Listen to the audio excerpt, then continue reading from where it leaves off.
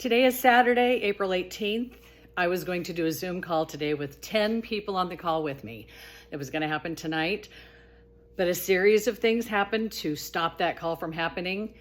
And so I'm going to do it right now. I'm going to give you just a quick recap of what happened in my life to where I am. I got to where I am, and I've received a book called The Bridge. And you guys, this is something that anybody can do. My life just wasn't good. I've always, all my life, I've had this pulling to something. And now I know what it was to receive this book, The Bridge. And I always looked at other people like, why is nobody else like on their way to find something? I always thought, what's wrong with me? I was insatiable with this need to keep looking. But I'm on the other side of the bridge now. The bridge is complete. So I just want to give the overview of the steps and how I followed them, and that there's no magic or trickery or witchcraft going on here. I literally was just like you, probably a lot worse off many, many times, but I just changed my mind and I did things differently. So what I was going to share with my friends is just simply the steps I took. What happened to stop me from doing that call was very important. We have people in our lives that mean the world to us, that we hold space in our heart for if they ever come back around. And one of those people was going to be on that call. It was somebody I haven't talked to in a very long time. And the other 9 people are people that they check in. They send me care. I know they're there. So it's just this knowing. But this person was very close to me for a long time. And as a matter of fact, he even named the series of my books, Only Beautiful Things Happen to Me. Because I was talking to him and another guy rambling on and on about my Sedona trip. And he said, wait, stop. That's the title of your book. And that's the title of the series, Only Beautiful Things Happen to Me. Because back then, he was very present, very much like we're all in this like woo-woo world trying to find our way. And he is an amazing soul. He's the most brilliant person I think I've ever met. He's brilliant because he does research. He dives deep into everything. So during our time apart, while I have been becoming something that is unworldly and unheard of, and nobody can even believe I can exist in this space, but I do. And I had to become this to write the bridge. To receive the bridge, I had to go through steps. And so that's why I'm going to share the steps. But I had to have this exchange with this man because we were very close, but he has done some really deep diving.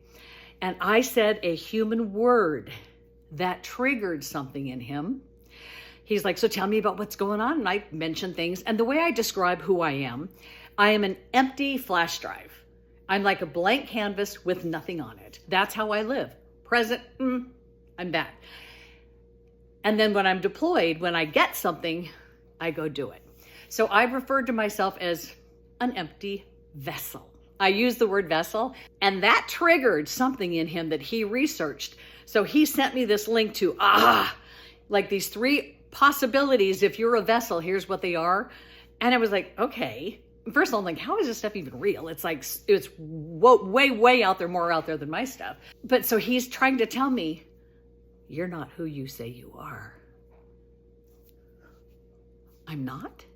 You mean all 4+ years that I've been spending alone, I'm with somebody else?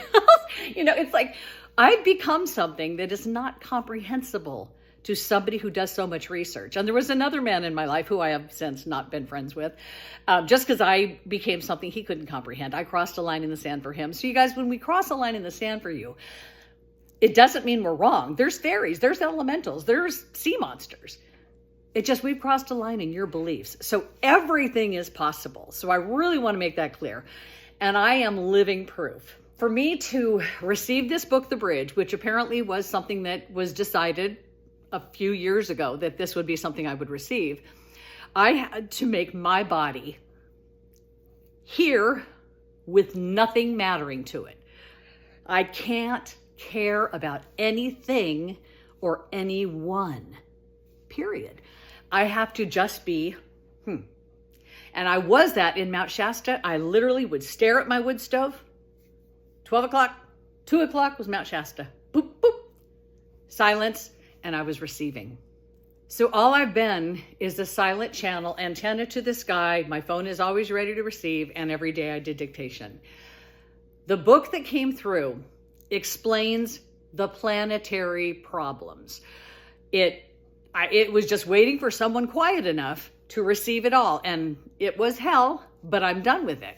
So the bridge finished, and it wrapped a bow around and it tied a beautiful bow on it because the book started 19 months ago. And I went through all this stuff and stuff and stuff and stuff. And then it brings it back to April 3rd, where it brings it back to where the book started. It puts the ending to the book by where we started at the beginning. And I could not have come up with that. So the book itself, I have not gone back to revisit. It's 1,500 pages long, and it's going to be broken down by a panel of who into 7 volumes. That's all I know. I am the channel who received it. So for me to receive it, I had to become completely empty and blank for this book to come through. So there's 2 big things at play here. This book is the most important document this planet has ever received. Somebody had to receive it. For me to receive it, I had to allow my body to dissolve into a sponge to let the words come through for an extreme amount of time. I'm going to go back to where this started, because this, and I'm not going back to the beginning. My entire life, when I was very little, I had visions of things that happened. I could see things that happened, and then they'd happen. I thought everybody did, until the abuse and the torture got so bad that all I thought about was survival. But I had intuitive gifts. And throughout my childhood, I have had guidance. I've had gut knowings. My dad said, "Come on, Carrie, let's get in the car and go to Blue Diamond." I always went to Blue Diamond. This day I said no. And we looked at each other. Why? Because on the way home, he was drunk, but he always was. He wrapped the super bee around a telephone pole, and if there was a passenger, they would have been killed. I could not die. I have had to stay here and not die so many times. That's the crazy part. So many close calls. I'm like, that should have been me. But it's not, because I had to be here to receive this book. So life is going along swimmingly, married, divorced, all this chaos, it's all everywhere. But so I meet John, we get married, we have Hannah, and I'm in this life that I'm a radio personality. I'm doing wonderful. It's like I get paid to talk. For 25 years, I was a radio personality in the Seattle area. Olympia, Seattle. And my kid was doing fine in school. My partner, he had a great job, and he was also the mayor of our town. It was like life was like poster perfect. But I was relentlessly still searching, and it drove me crazy. My life was vanilla. I'm like, I was just always, there's something I've been looking for. Well, now I found it. Now I get it.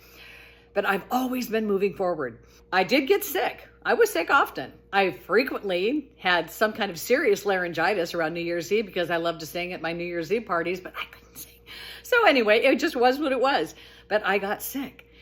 The last time I got sick, this was it. This was when I knew that I would never get sick again. This was, if I was aware of it, I would have been mortified, but I didn't care.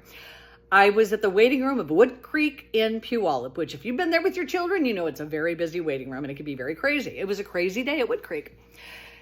I go in and I have a high fever. I don't know what's wrong, but they put a mask on me before COVID, and I go sit down, and I am surrounded by people. There's kids, there's coughing, and I don't feel good. I look outside.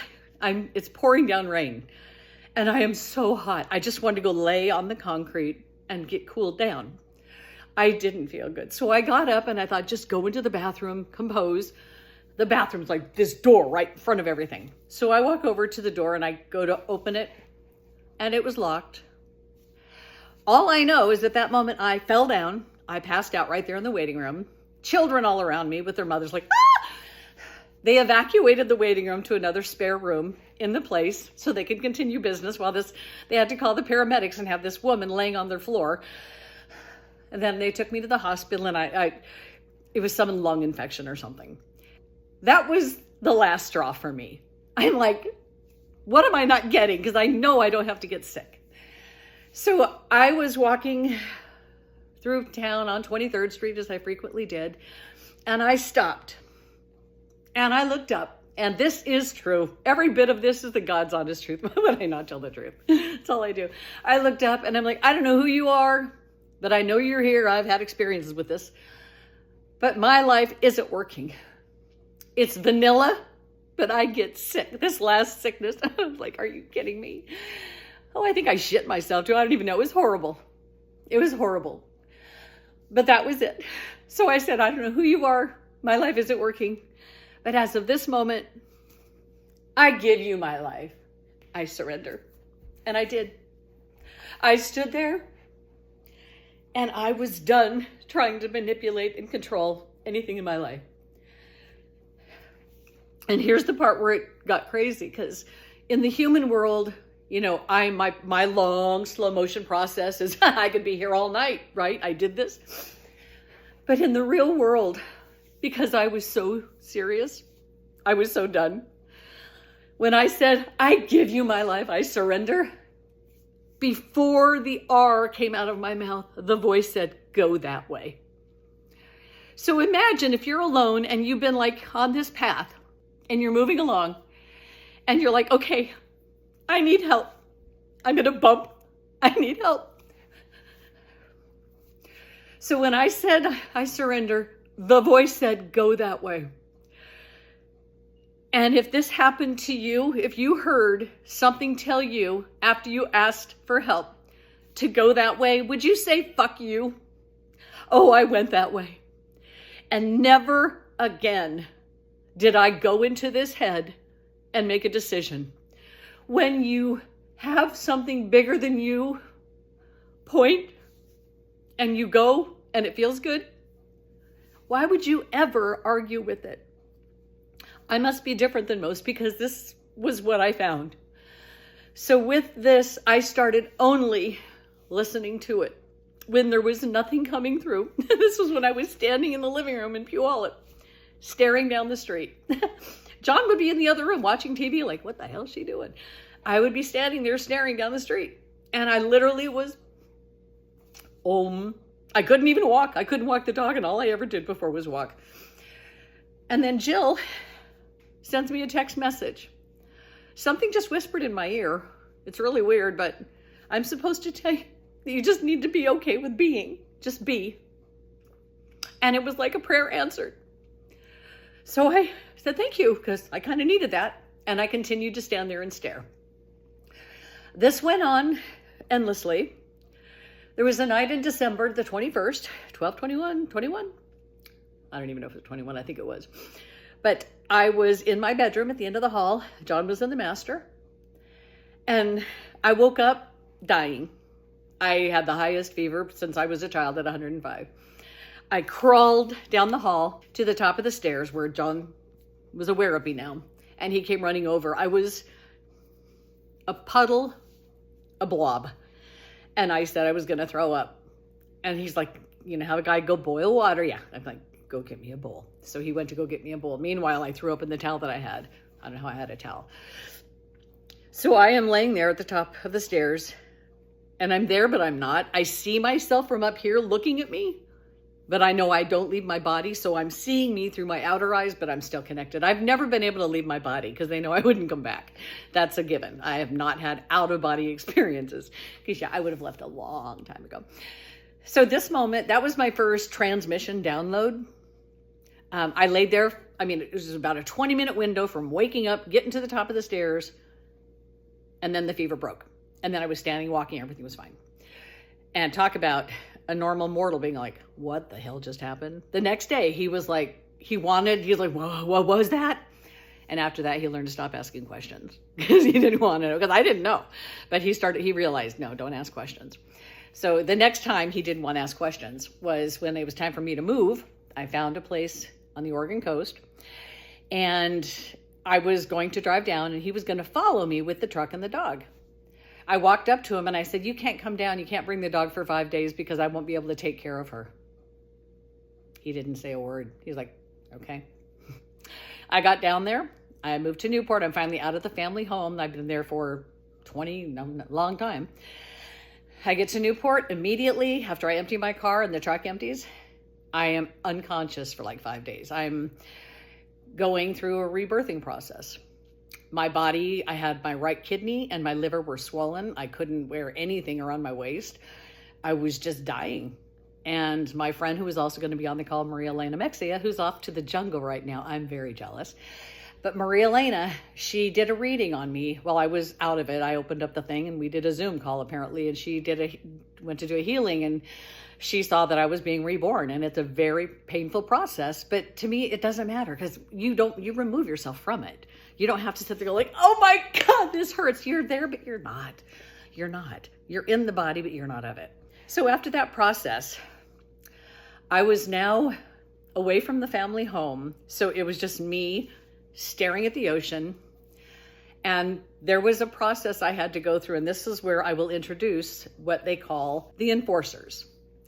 I met the enforcers during this period because we try very hard to bring our people with us, to wake them up before we exit the scene in the story completely.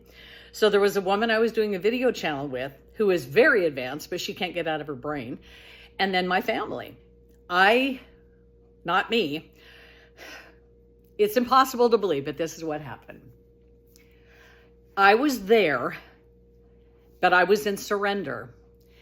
And Carrie, could not have done the things they wanted and needed me to do to push these three people as hard as I could to get them to see through just a glimpse through another lens. So they had to put me in this space to where I was there, but I wasn't. I was aware, but I wasn't. It's hard to describe. So these enforcers, they took over, and there was a lot of letters, there was videos made, and I edit things, no editing, Started the 4th of July, 2022. If anybody can go back there on my Facebook page, I'm sure it was entertaining. But we went live on Facebook on the 4th of July, and I'm telling my family, like live on Facebook, because they had a Spock grip on my shoulder. I was standing between my trailer and it was like I was being pushed to the ground while I'm live on Facebook saying, help. I was begging it's like, please, you guys, they're not kidding.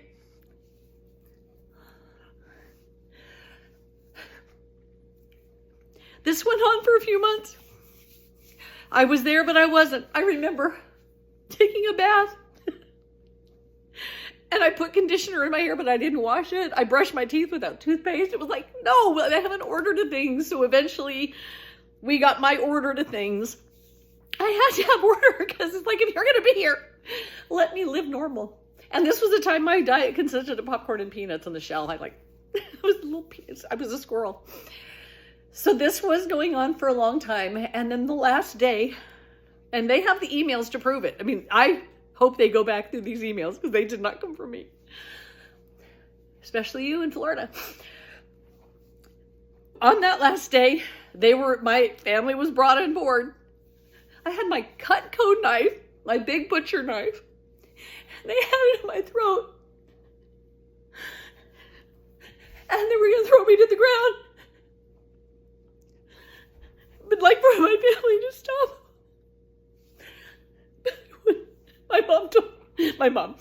My daughter told me I needed to see a doctor. I needed a psychiatrist. So that moment, it was very much clear that nobody was joining me on this journey. And so it was as if it was just done. I was unplugged. I had my dog. After that, I brought my dog back to you all. I'm like, here. I was just done. I was done. The next thing that was happening at parallel time was I had all my friends from my woo-woo world, Monroe Institute, all that. And these people, I made sure I was on a Zoom call with them once a month. We met a lot. They were my village. I needed them for me to keep growing because they were all woo-woo out there and I didn't have anyone in my world. On the third Sunday in May of 2022 in Newport, I was on a Zoom call with these friends, and during this Zoom call, there was 12 of us on the screen. I was told I'm disappearing and I'm being summoned. I shared it with the group, and they were 3 of the people that were going to be on this Zoom call today. And none of us could know what that meant. But on that screen was Tenagni, my favorite human on the planet. Oh, she was powerful. God, she was powerful. And she could just go into meditation and talk to her guides, go floating through the planet like nobody's business. And I'm like, I just saw darkness. But Tenagny was one that she required me in her life, and I required her in mine. She would call me, and if I saw it was her on my phone, I would jump over the couch to get to it, because she would always need me for something. I would say the thing, and then she would say the thing, and it'd be like, I always prayed that she would record or do videos or something, the words that came out of her mouth. The only thing I could compare it to is Maya Angelou, but bigger. But she never did. And so during that call, Tenagny was on that call, a lot of people, Connie probably. And at that point, I never could talk to them again, any of them. I had to disappear. And I would see them call, and I just couldn't do anything. So this process, I had to go to Newport to become a master at presence. And that I did. I would stare at the ocean. I did a lot of dictation, a lot. And that was where I really met God, really made that connection with the thing bigger than my higher self. I was operating with my higher self, but at this point, I made the connection to God. And when God comes through, you know it. And God is not a big being in a robe. God is the universal consciousness of all that is. It's you and me and all of us, and all the spirit, all the light, all everything, all the love in one enormous ball. That is all that is. And we're all part of it. But when you need complete direction in information that is bigger than anything, you can't take surveys, as y'all do. You need to go to the ball. And the ball passes down exactly the answer. And so I made the connection with the ball, God. I made the connection, and a woman in Puyallup had me read a book her family wrote. And I read it. It was great. So I gave her my book to read, Sedona, the Call of the Messenger. I had nobody read it. And her comments were like, oh my God, your ego through the roof. Who do you think you are, kind of thing? And I was like, who do I think I am? How am I to judge this? But it bothered me, but I was like, it's just what happened to me. And so when I went to the beach one day, when I was called down in the rain to go down, and I was told, no, go further. And I went down. It was raining. I had my rain outfit on. I was told to go there, and I walked down there, and then a beam of light came. It was like the clouds. It was just so beautiful. This light came down, and I was told to dictate, and I dictated a chapter for Sedona, the Call of the Messenger, which is not published. I don't have any money for it. And it came from God, and it was for her responding to what she was. I couldn't have come up with that. So that was when I knew, all those times before, when I had conversations with God for a few months. It was God. The very first conversation I had with God through Maria Elena, my friend in the jungle. He came through her. There's nothing. I mean, I would say, God, you, your higher self, you're the only ones that can know what's going on in your world. Right out of the way. She's like, hi, Carrie, in her Spanish accent. And I'm like, hi, Maria. She's like, no, it's not Maria. It's God. And right away, God said, you have a word you need to stop using. Maria Elena wouldn't know this. You need to stop using the word and feeling overwhelmed. Anybody feel that? My art studio was the dining room. I had no, I'm like, John had the master bedroom. It's like I had no space that was mine. Everything was a mess, and it was icky, and I was moving, and I wasn't. And I just stood there, and I was like, ah! So within a second, a microsecond, that word coming out of Maria Elena's mouth said, just replace it with opportunity. That's all. And talk about seeing life through a different lens. I did. It was like, it was all these piles, and then it was, what's that? Oh my gosh. It's opportunity. So that was my connection to God. And I know a lot of these people who want to tell me I'm not who I am. They're very into the woo-woo world, but they're more leaning virtual. They don't realize that if you don't put that extra factor in there, you ain't got nothing. So, and that's what Maria Lane and I have always had in common. And Tenagny. We all knew there was that the trifecta. We had God. Mind, body, spirit, whatever you want to call it. But God, who you are, and the vessel you need to walk around. Those are the three things you need. But God is the ball with all the information. During my Newport time, my job, I was in training. I was in boot camp to be an earth agent for God. I was sent out on 3 little mini missions. One day, like boom, boom, boom. The first day was to a print shop to ship something. And I met a man whose kid killed them. I mean, it was like man who was just broken. And what I said to him, oh, he illuminated. The next day, I'm at Rite Aid and I'm looking for a card for my daughter for her birthday. And I'm looking and I'm like, Rite Aid was pretty up there. They had some good stuff. And I went over to the cashier who was checking somebody out, but they were in a break. And I said, excuse me, do you have any cards for they, them? You know,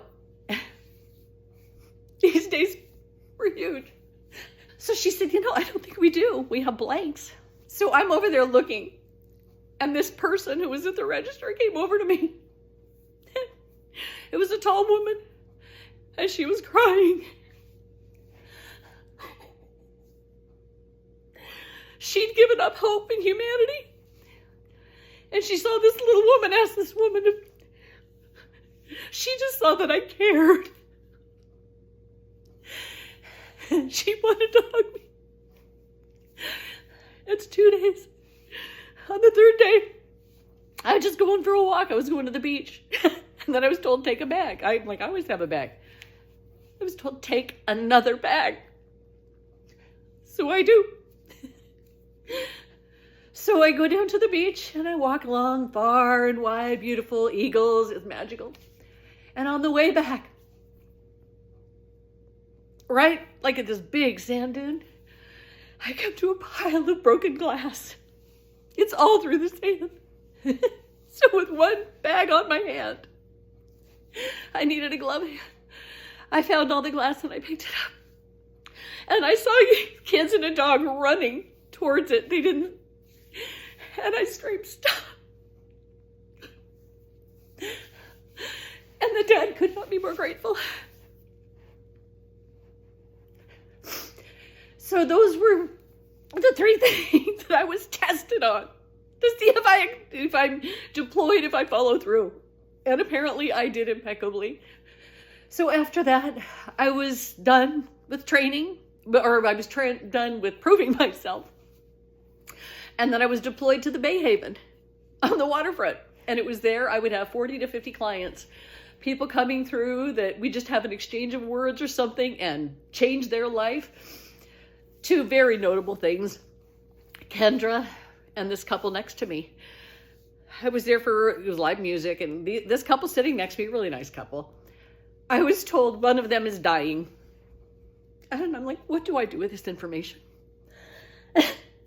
I couldn't say, hey, how you guys, how's your health?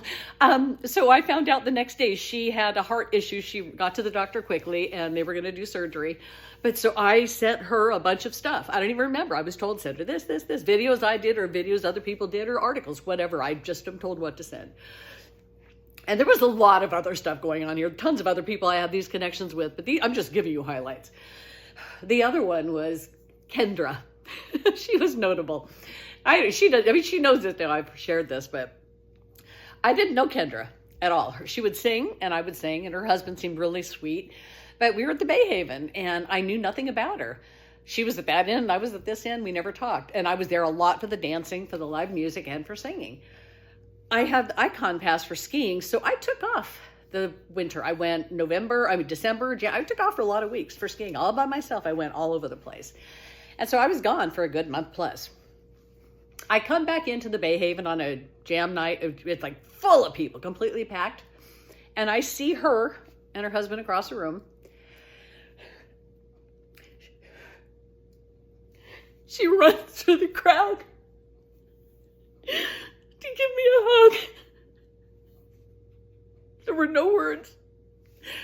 She just missed my energy.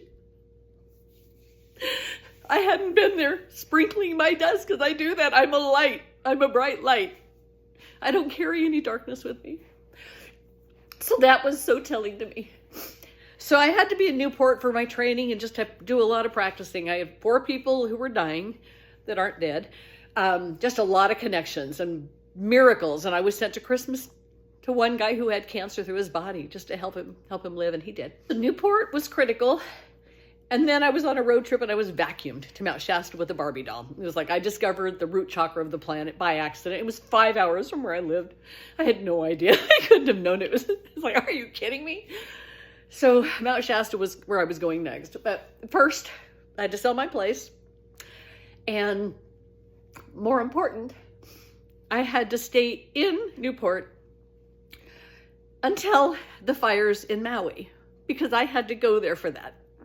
I went to Maui. I booked a trip 2 days before, and I was there August 6th. I was on my way to Lahaina the day of the fire. But I drove by the place that I stopped at the first day when I got there, and they had live music on the deck. It was like so nice. And so I'm like, oh my God, I'm going to go have lunch there. So I stopped there. By the time I was done, I didn't want to go to Lahaina. And that evening is when the fire it started. So I met a Swami there. We became friends, but it was just being there for the fires. It was so important to see the island transform as we did the right thing. Humans did the right thing right there before your eyes. Across the world, we saw them doing the right thing. So we saw them do the right thing in Hawaii. And then I go home and poof, my house sells. So now I go back at the house that I lost in Mount Shasta. It's still on the market. I go way down, lowball it. I get my house. I have 3 weeks to get my ass to Mount Shasta. Everything moves quickly in my world. Everything happened quickly. Poof, I was there. And these are all steps I had to go through. There's a lot more. I mean, literally, there's zillions of things that I can't share because it's just too much. So fast forward, I get to Mount Shasta, and I have it. First, I'm repairing the house. I have $50,000 worth of repair the first few months. It was insane, but that's another story. But it all had to happen. Everything has to happen. There's no errors. Not one step of my journey is an accident. Not one meeting is an accident. So in Mount Shasta, suddenly I finished my first book, Becoming Immaculate, From Abused to Zen in One Lifetime. Poof, I put it on Balboa Press because I already paid for that on October 13th of 2016 or 17. I don't remember the year. But it was 5 days before I was saddled with a tailbone infection that would just keep me in a recliner forever. I was down and out with surgery. It was a mess. So I bought that publishing deal at a cheap rate. And now I have the same thing. So I published that book. I don't have any money for editing, so I don't edit it. And it's published. It's beautiful. They did a great job. There's no editing. But then I was told, do not edit that book. Because anybody who's reading this, it's for enlightened masters. It's for people who have lines in the sand they can't cross.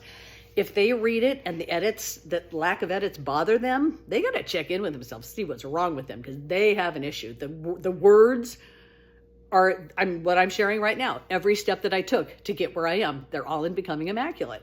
It was a letter to my sister explaining how I became what I am.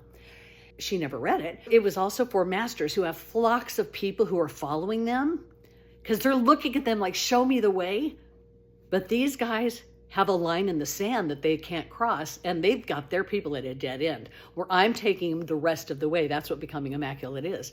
It's my entire journey from start to finish, how I became immaculate. You just do. You don't need pills. You can eat anything you want. You literally have the body of your dreams. You hear when people die and people see them, they see them in their youthful, healthy self. That's what I have become. My body's older, but I am not. I am so youthful. My essence is just at a vibration that feels young. And people look at me and they can't figure it out. I am Jessica Rabbit to people. They can't figure it out because my energy feels, but I'm in this older body. That's what happens. So in Mount Shasta, published Becoming Immaculate, thought I was done. Departed from LA for a 7-day cruise. And it was because I had to be on that cruise to see us not doing the right thing. I spent a week on a cruise ship watching gluttonous humans being catered to, being licked and wiped by the beautiful people of the Philippines who are piled on top of each other on the bottom of the boat, because these people need more buffet lines. They need more and more and more. And these people, this, by the way, is Man is Running His Own Nest. This is where this started from. In Hawaii, we did the right thing. We did it on the cruise ship. These people from the Philippines, I mean, I don't see the difference between slave trading, sex trafficking, Epstein, anything. In their eyes, they're clean, they're fed, they have showers, they have a bed, they have money to send to their family. What more could a human being want? How about to be free? They never leave the ship. They're on it for half a year. What's the difference with slaves? I don't get it. Yeah, they're paid slaves. So after that, I was on the ship, and I write every day anyway. So I wrote, and then I came home and I basically wrote a manifesto. It was, I think, 38 pages. I don't know what that means. That's what the words that came through. Then on March 29th, I woke up 5:30 in the morning, screaming, shaking, tremors. Because I received a download called Man is Running His Own Nest. And the other part that tied it together was us not doing the right thing and doing the right thing was my dear ex looking me in the eye, hands on my shoulder, saying, Carrie, you don't understand. Listen to this, folks. For a child to have a chance in the world today, they require a leg up. So like staying on mom and dad's couch, getting paid to live. The moment those words came out of his mouth, I felt like an axe chopped me in half. But that was where Man is Running His Own Nest comes from, because I didn't have a leg up. So I learned from toddlerhood how to make things with my hands, how to create, how to build, how to dream, how to follow the fire. And I raised somebody who's abundant. You don't have that. There is none of that. Why would you? Your fire's paid for. It's a different world completely. When he told me that, and what came through from the cruise, literally that download on March 29th started, and I had the entire book, Man is Running His Own Nest, came through me in 2 weeks and about 3 days. And it's not only the cruise, Hawaii, all of that. It starts the middle and the ends with a parable that is beautiful. I couldn't have made this up. The parable is about purple people and what happens when they swap babies. This is the king's child with the poor people's child. It's like, that's going to make a difference. It explains everything in Man is Running His Own Nest. And the biggest part of Man is Running His Own Nest, if you go to Amazon.com, look up my name or look up the book, click on the sneak preview, read it. Carrie Palmer rewrote the 10 Commandments. The woman who talked to the guy on the ocean who had God, who do you think rewrote the 10 Commandments in my book? And how did I write a book in just a little over 2 weeks? I know. So that was huge. I got that thing published. It was a disaster through Amazon Smart Publishing out of Pakistan. It's a big disaster still, but it's published. That book, if it was in the hands of the people at the time it was published, the election would have been changed. It would have been taken seriously because Donald Trump was now going to be running for office against Kamala. We didn't put a strong horse up there. And so it was like, duh. So anyway, this book would have stopped that election, or it would have definitely caused a lot of friction if it got some headway. But what I couldn't know was that was the prequel to the book I was isolated for the last 19 months to receive, The Bridge. I'm going to make this part 1 because I'm sure I can go very long on the second part too, but this is what I was going to share with my friends on the call. And this way it's just me, you, and I'm hopefully remembering, and it's easy, I think, this way. So I'm going to send this to them as soon as it's edited. But I'll do a part 2, and it'll bring you to where I am today, which is I'm done writing The Bridge. I am done because the last chapter came through on April 3rd. And it's magical. It's unbelievable. But what started September 7th of 2024 in the hot tub, My buddy James Carey sent me a text message saying, hey, have you ever heard of Simon Sinek's video, What is Your Why? I'm like, yeah, who hasn't heard of that in business? But that is like, I have to have an egg crack inside of me for something to come through. And so that cracked the egg. I was in the hot tub for the first download, the first transmission to come through about the why of planet Earth. What is our why? I got the why and the how for our planet. The why and the how we are the way we are. I know everything about it. The bridge is 1,500 pages long in 7 volumes. No, I haven't looked back on it. My panel is going to show up. We're going to sit and go through this together because it's big, it's magical, but we'll know what to do together. I don't want to look at it by myself. It's too much. I've already lived through it once. I don't want to live through it again by myself. So this panel, we will put this bridge together. But I know the information now. That's why I am now free to speak, because I had to experience every single possible thing a human has to experience, including death, in the receiving of the bridge. I made it challenging, so I had to film a documentary. So that will be the next half of this, however long it goes. But I'm doing this now so I can move on with my life.